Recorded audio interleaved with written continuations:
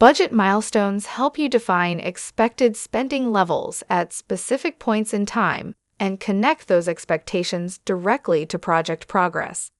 Here's how they work in the Financials module. A budget milestone appears as a horizontal line on the total cost over time chart within an initiative.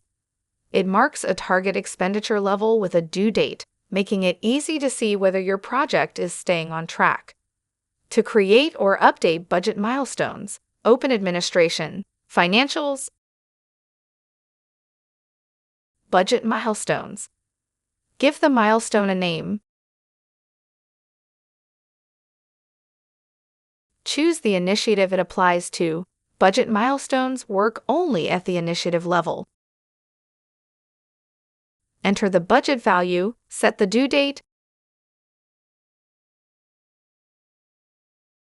and add an optional description.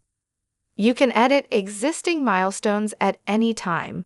In short, budget milestones give you quick, visual checkpoints that help you monitor financial alignment throughout the project.